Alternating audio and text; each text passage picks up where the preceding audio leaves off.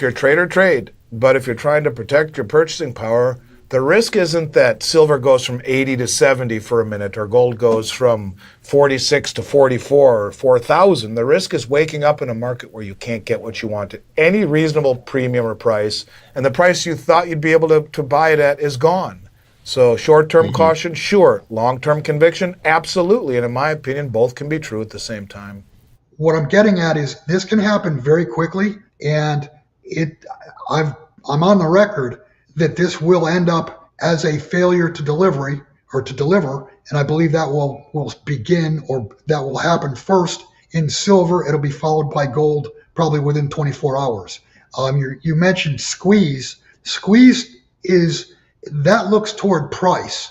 So have we been in a squeeze? Yeah, absolutely. The price is going higher, but the danger is that there's more delivery demands than there are ounces in inventory to deliver. It's overbought, etc.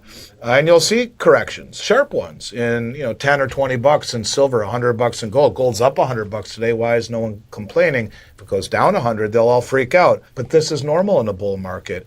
It is the underlying conditions, however, that got us here, and that's tight physical availability coupled with massive delivery demand in a paper market that has been asked to settle real-world demand in real metal that it may not actually have. So yes, Daryl, if you're asking me, could we see gold and silver drop next week? Of course. I'd actually be surprised if we didn't get some violent pullbacks along the way. But if you're asking me, does a pullback change the bigger picture? Hell no. In fact, I think it's a gift. Why? In a market like this, why? Not because I'm trying to sell people the products that we sell, but because these moves are usually driven by positioning and by leverage, not by a sudden surplus of available gold and silver.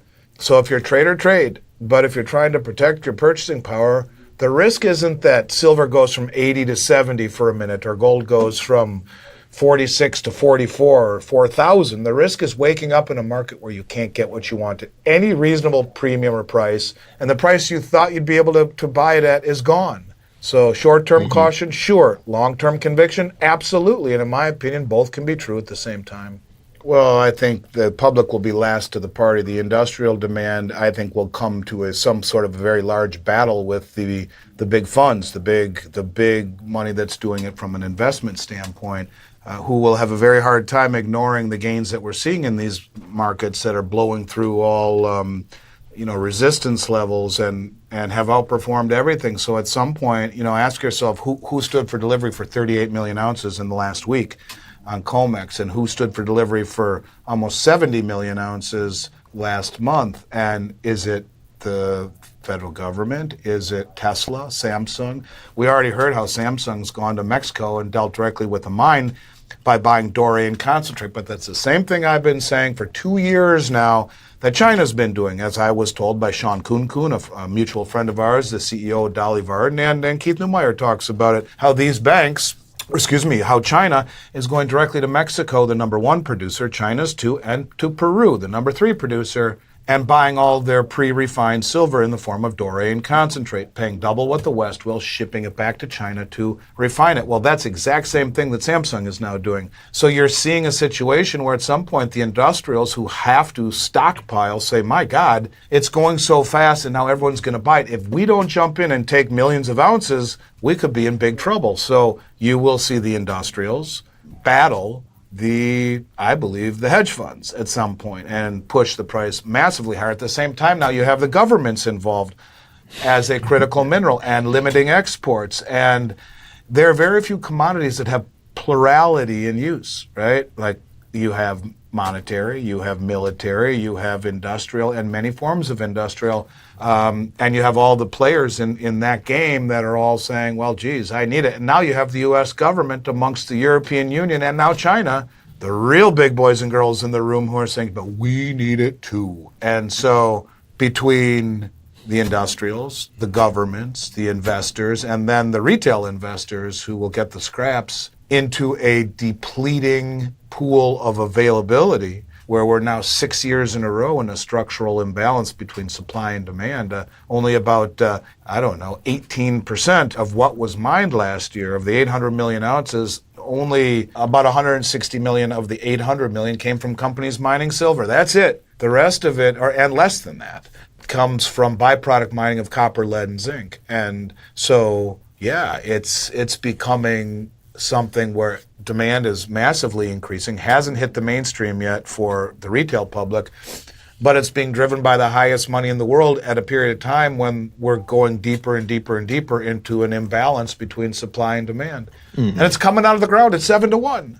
In other words, 7 ounces of silver for every 1 ounce of gold, yet it's still priced at upper 50s, 56-to-1, but it was at 120-to-1 in March of 2020. It was at 85 or 90-to-1 most of the last several years. So it's beginning to move back towards not only its historical ratio, and everything always does regress to the mean, regress to the average.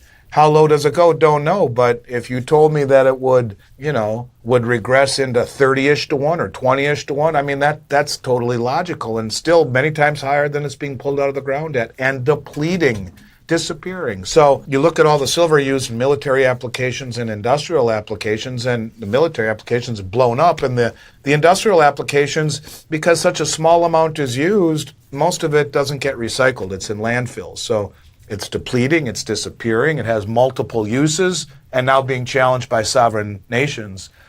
It's, I think, the buy of a generation. When you see these kind of deliveries instead of paper promises, when you see countries standing to change the rules by implementing strategic minerals lists or tightening exports, this is becoming real very quickly. When we started the year 2025, silver went from the mid-20s, low 30s early in the year to upper 70s by year end, and now we're trading at almost 90. This is not, and as far as I'm concerned, this isn't just a gradual rise in the price of silver. This is silver repricing and gold repricing, which doubled. And I think these things are beginning to happen, and it's because that there has been, for many years, central bank suppression on both gold and silver in the West. Silver for the military-industrial complex, and gold because of Gibson's paradox, the inverse relationship between real interest rates and gold. So they had a vested interest, they being the Western elite, the central banks, in holding these things down. What makes things very different now than at any time I've ever done this is the ability to stand for delivery. And the countries that are doing so prior to whoever's doing it here in the U.S., these were, I think countries that for many years were not sophisticated or coordinated or motivated or had any interest in challenging the West. And they're doing it now by standing for delivery, which is a completely legal thing to do. And when you have exchanges that rehypothecate, in other words, sell the same contract over and over and over again, creating tons of volume and extra cash and the ability to, in essence, fleece the market because no one stands for delivery, it's easy to do. But when everyone says, here's the vulnerability in the entire system and it's about standing for delivery, it's like Bernie Madoff. Let's get into the interview.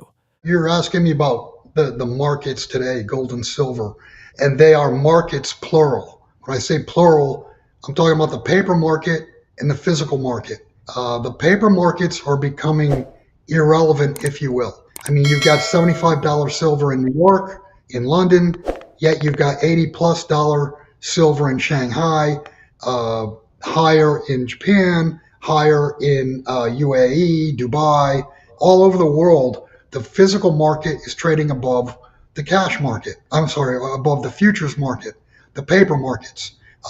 When a spot price trades above the futures price, it's called backwardation. That should never happen, because how could an ounce of gold be valued today less in the future than it is today? It can't be, because there has to be some time value of money. So that's a very rare occurrence. But what you're having happen now is you've got backwardation between markets themselves.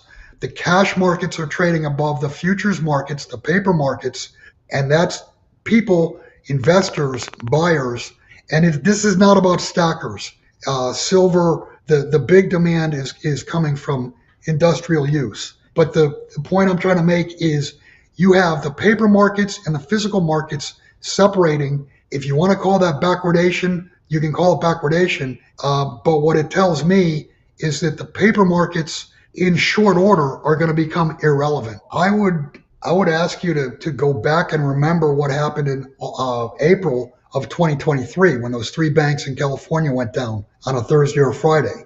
I was on a short trip, turned out really not to be a trip because the phone started blowing up. People were scrambling to buy metal. And by Monday morning, no dealers had any metal left in stock. And I mean, we were taking orders with the promise to deliver in 6 weeks.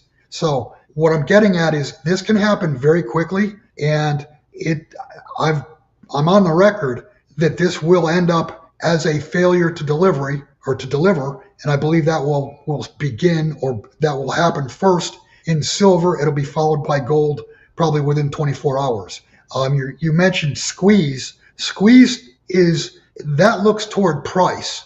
So have we been in a squeeze? Yeah, absolutely. The price is going higher. But the danger is that there's more delivery demands than there are ounces in inventory to deliver. And that failure to deliver, COMEX will issue force majeure. They'll pay people in cash. That way they can say, no, we didn't default. But make no mistake, it is a default. If you bought a silver contract with the expectation that you could stand for delivery, get the metal, and you don't get the metal, that's a default. From a technical standpoint, they can legally say it's not a default, but in the real world, that's a default if you don't get your metal. You're not going to be able to alter your position. You won't be able to buy gold. You won't be able to buy silver. If you don't have it, you're locked out. Everybody's worried about price. Forget about price. The bottom line is, do you own it or do you not? How many ounces do you have? You're going to count your net worth in the future in ounces, not dollars, not yen, not euros. You're going to count your net worth in ounces. So price does not matter, because silver is going to go through a failure to deliver. And when that happens, you either own silver and have it, or you don't. You're either in or you're out. And if you're out, you'll never be able to get back in. You'll never be able to get in. There won't be physical metal for you to buy with fiat. Fiat is not going to be accepted for physical metal. So don't worry about price. Just get capital out of the system into metal. Metal can't bankrupt. The system is bankrupting. I think at 55-56 ratio, I think we're in no man's land. When we were in the 70s, 80s, up to 120, I mean, that was a no-brainer. You buy silver, and at a later date, you sell some silver and swap back the gold, and you'll get more ounces than what you would have had you bought the gold outright to begin with. So as the ratio comes down, I've said that I think people need to move in tranches. If you're looking to move X amount of dollars or X amount of percentage of your portfolio, I would do a quarter at 50, a quarter at 40, a quarter at 30 to 1, and then the last quarter you do as just a gut feel trade. You're not going to be able to pick the bottom, but if you do it in tranches, you can't be wrong and you can't be right, but you'll be better. You'll end up with more gold ounces than you would have if you didn't do that.